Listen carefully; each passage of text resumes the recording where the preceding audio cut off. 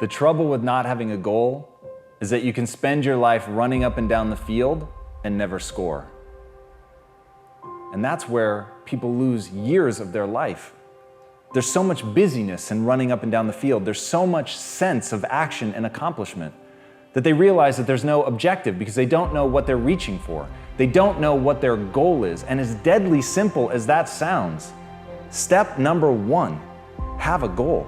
Make it specific. Make sure you know the rules of the game you're playing. Make sure you know what a win looks like. In fact, that may be the most important question that you could ask yourself. The most pointed thing that you could determine in your life is to know, what does it look like to win?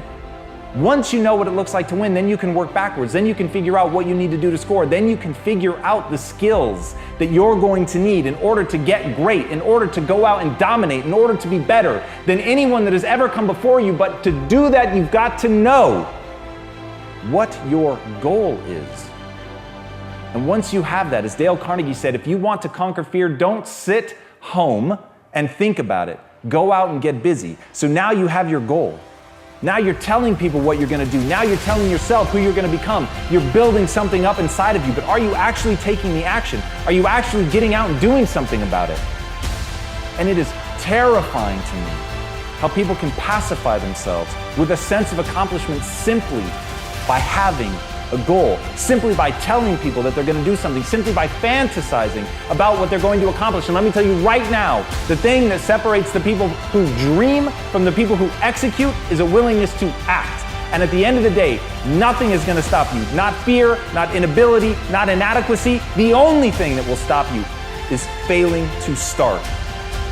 Failing to start is your mortal enemy. You've got to find a way to get yourself going. You've got to find a way to take that desire, that interest in you, and turn it into a raging inferno, something that's going to get you moving and going ahead, that will trample everything in its path. Once you're able to do that, nothing, and I mean nothing, will be able to stop you.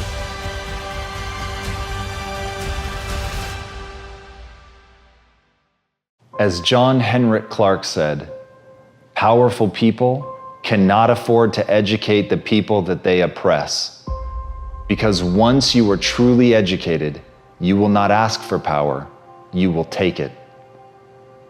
I have the chills right now, and I want everyone listening to this to really think about that. Power is not given, it is assumed. If you want something in your life, you've got to become capable of taking it. And that's the whole point behind getting educated. Don't think about education as flipping through a bunch of books. Getting educated is about gaining knowledge, knowledge that has utility, knowledge that can be put to use in service of something. But you've got to know what that in service of is. What are you trying to do? Why are you trying to educate yourself? And are you waiting? Are you asking politely if you can be educated? Or are you grabbing the things that you need in order to learn and insisting of yourself that you gain that knowledge, that you begin to empower yourself, that you build yourself into someone who cannot be conquered. And as Walt Whitman said, I live to be the ruler of life, not a slave, to meet life as a powerful conqueror, and nothing exterior to me will ever take command of me. Now, if you're going to live by those words, you are going to have to empower yourself. You are going to have to become capable of something tomorrow that you are not capable of today, and the only way to do that is to educate yourself. But don't get trapped in other people's definition of education. Education is not sitting blindly in a classroom. Education is not simply working your way through Wikipedia. Education is about understanding what you're trying to accomplish and getting the knowledge that you need in order to bend reality to your will. And this is the thing that drives me crazy about how people approach education. At the end of the day, knowledge, skills, they are designed to have real world impact. They are designed to give you the ability to do something that influences this world. They are designed to make you capable of something that you weren't capable of before. When it is blind learning, when you think it's to impress your parents or to get an A on the test or to make your manager at work happy, you have already lost. The point of knowledge is to make sure that you can close your eyes and envision a world Open your eyes and then make that world come true. The point of knowledge is to control your own life. Never forget that. As Václav Havel said, work for something because it is good, not just because it stands a chance to succeed. And this is something that I think a lot of people misunderstand. They think that the goal of their life is to identify something that'll work, to identify something that has the odds stacked in its favor, rather than to think about what matters, what's important. Because if something is important, if it speaks to you, if it's going to give resonance to your life, then it's worth doing, even if it's something that is almost guaranteed to fail. When something matters enough, regardless of the odds, it's worth engaging with, because even in the pursuit, you can find meaning. And as humans, one of the things that we hunger for most is purpose and meaning, but you can't have that purpose and meaning without the thing that you're pursuing be something that you believe to be worthwhile. So don't worry about whether or not it succeeds. Ask only about whether or not it's going to light you on fire. Ask only if in those dark moments that it will give you that sense of mattering to this world, that even in the failure, do you learn something about yourself? Do you see the truth that you matter? And that even as a single person, even as one individual, you can echo through this world. But that will never happen by pursuing something small. That will never happen by pursuing something simply because it can win. It will only happen by pursuing something that matters. And in that, if you pursue something that matters and you're able to get to the point where you can see it across the finish line, or at least advance it and make it a step closer to becoming real, in that we realize how societies really are transformed. In that, and trying the big, the impossible, dreaming that thing that nobody else is even willing to talk about. In dreaming that, it is the crazy ones who are able to change the world, because the crazy ones allowed themselves to believe. They allowed themselves to believe that against all the odds, a world that does not yet exist could actually exist. And as Ralph Marsden said, welcome those big, sticky, complicated problems. In them are your most powerful opportunities, and that's it. The big problems, the ones that matter, the things that will give you purpose and meaning in your life, they're going to be hard. But if you can look at the hard things and show up and push every day and keep striving, and when you fall down, pick yourself back up and focus only on one thing, not whether or not you're going to win, but whether or not it mattered that you played. If you do that, every sacrifice in your life will be worth it. And if not, nothing you gain will have mattered.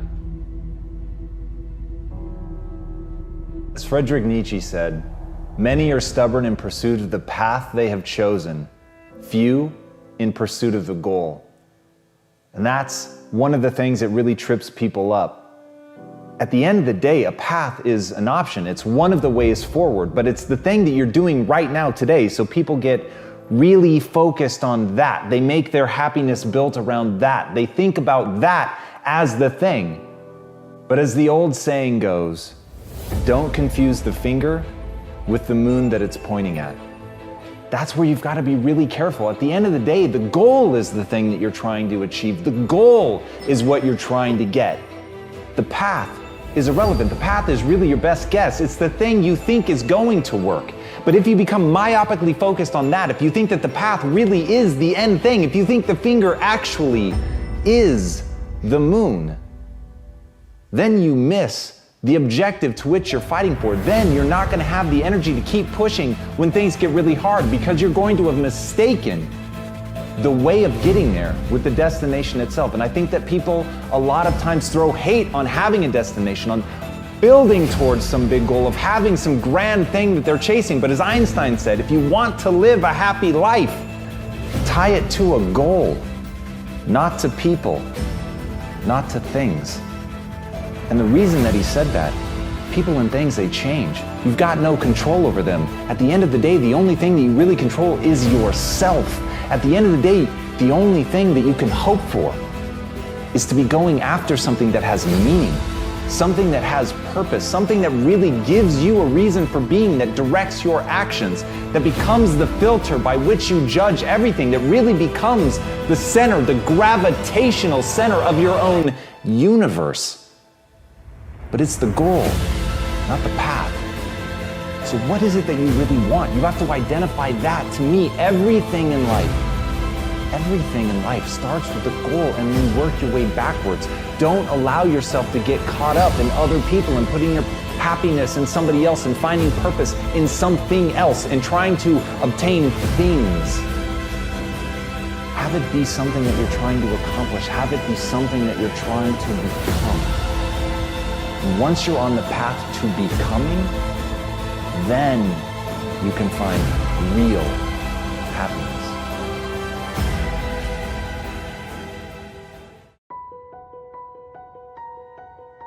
You've got two choices in life.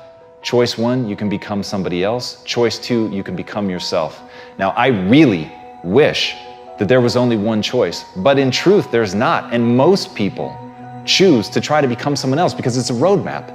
It's points in a direction. You see someone, you respond to something, you admire them, you want to be like them. And in that process, you've made your decision. In that process, you've decided to become somebody else. You have mistaken the finger for the moon. Instead, you need to understand that being inspired by somebody does not mean to become that person, to become that which inspires you. It is to understand fundamentally, what is it about that thing that excites you? What is it? What is its essence? And when you can find its essence, then you can find out how it would apply to you becoming you. And as Zen Shi says, a flower does not think about competing with the flower next to it. It just blooms. And that's really your job, is to see the outside world, to see the flower next to you, to understand the amazing things that are happening all around you, all of the incredible people and the essence of what they have and what it is that they've done to bring inside yourself, and find out, what does that look like when it's me? Not what do I look like when I'm them. And once you understand the difference between that, then you can really begin to be something unique. You can become that thing that you were meant to be, that thing that makes you feel alive and whole. And that's it. That's the secret. You're just trying to be something, not that's just inspiring to other people, but that you actually want to wake up every day and be. And that's the fucking thing about it. There's no escaping you. Whatever you become, a lie, the truth, somebody else, yourself, whatever it is, you're going to spend every day of your life there. And as Albert Einstein said, everybody's a genius. But if you judge a fish by its ability to climb a tree, it will live its whole life believing that it's stupid. And that's what confuses people. People believe that they're dumb because they're not finding their path. They're not defining things based on what excites them and what they want to live with every day. They're just looking to what the outside world says is good. And I think it's incredible that there are other people doing things that are so extraordinary that we aspire to be like that. But you have to understand the difference between being like someone and trying to actually be them. So if what inspires you is that somebody works hard, work hard. If what inspires you is that somebody gets up every time they fail, get up every time you fail. If what you like is that they are themselves with all their weird eccentricities and quirks, then be true to your eccentricities and quirks, but don't try to embody their eccentricities and quirks. That's the surest way to become the fish that thinks it's stupid because it's being judged by trying to climb a tree. So as Scott Belsky said, when 99% of the people doubt your idea, you're either gravely wrong or about to make history. And that's the terrifying part. You're not going to know. You're not going to know the difference. But if you're chasing somebody else's path, if your whole game is emulation, if your whole game is to mimic that which inspires you, you will never find the thing that's real about you. And look, I don't know about you, but I can be wrong. I can be gravely wrong. I can have people think me an idiot and try something and fail as long as it was true to me. Because then the lesson that I'm going to learn is going to apply. It's going to take me another step closer to actually being the person that I want to become, that I want to live with every day. But I can't be that if I don't understand who I want to be. So look inward, identify your path, identify what excites you, and go after it as if your life depends on it. Because in truth, it does.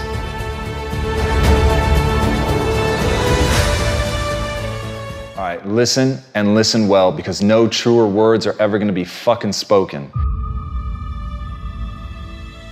You can do anything you want without limitation. Whatever it is that you decide you want to make come true in your life, you can do that. It is going to take an inhuman amount of work. You're going to have to be prepared to break yourself in half. You are going to have to learn more than anyone has ever learned. You're going to have to push yourself harder than anyone has ever asked you to push yourself before. You're going to go way beyond your breaking point. You're going to run until you vomit. You're going to study until you fall asleep. You're going to push and push and push, and then you're going to push some fucking more. And when you hit the limit, you're going to push again beyond that. You're going to force yourself into an adaptation response.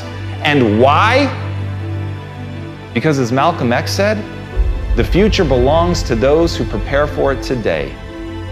So if you don't put the work in today, if you don't do the unending, back-breaking work of developing yourself into something greater, the world is going to pass you by. The people that are going to own it are going to be the ones that did that work. And the one promise that I can make you right now is that somebody out there is outworking you. Somebody right now is doing the things that I'm saying.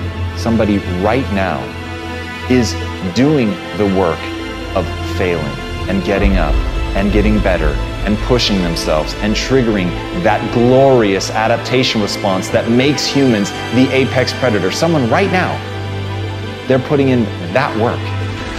And if you don't, the future is going to belong to them.